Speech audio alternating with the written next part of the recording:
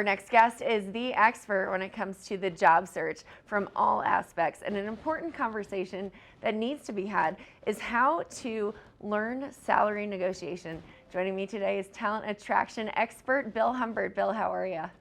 I'm well, Kimberly. Thank you. Great to have you here. So let's talk about the salary negotiation piece, because sometimes people don't have recruiters that are helping them negotiate. So what is your advice and how do you get started?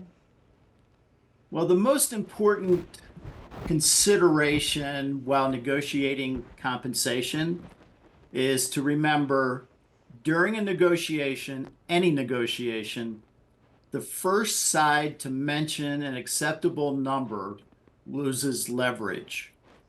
And as a recruiter, I'm allowed to ask you about what your desired compensation is. Very important. We've mentioned before that I also have worked in recruiting, and I always ask what the target is. It doesn't necessarily mean what you're currently making, but what is your target, because that's where you value yourself. So let's talk about internet applications where HR is just basically asking you for your desired compensation. So how do you address that? Well, the system is set up so you cannot write open or negotiable. You have to put a number in there. And my advice is to put the number one.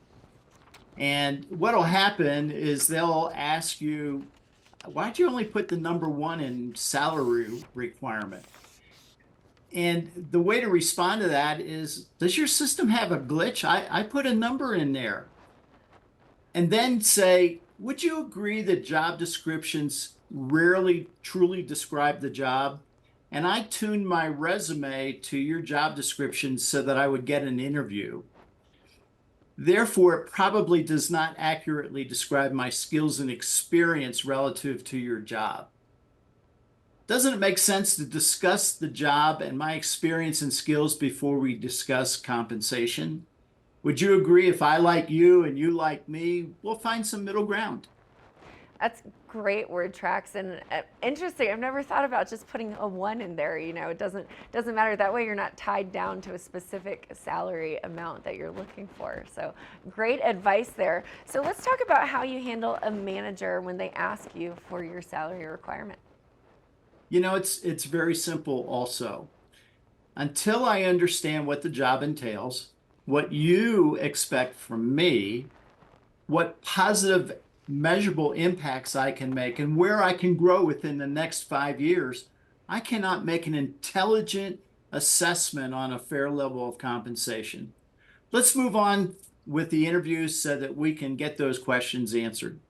Well, I love that response. It's very assertive and shows that you can handle, difficult questions head on. So great suggestions there as well. So let's talk about how you should respond if an offer is extended. What advice do you have?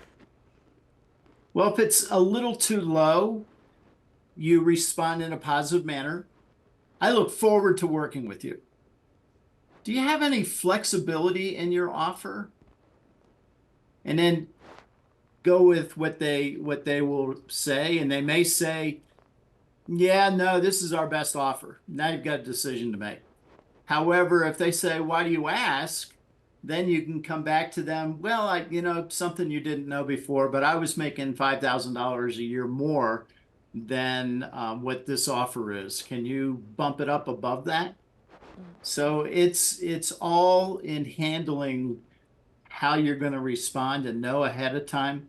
And by the way, all of this information is in my third book, Expect Success, The Science of the Over 50 Career Search. Well, Bill, we really appreciate, and I think your book is good for all ages, regardless of if you're over 50 or under 50. You really have some great insight, and you have lots of years of experience and having all kinds of conversations. So we just appreciate your guidance. Thank you, Kimberly. Yeah, I love being here and chatting with you, and so it's been fun. It's always a great time having conversation, because these are good skills and tools to have in your toolbox. Now, stay tuned. We've got a bit more on the show. We will be right back after this quick break.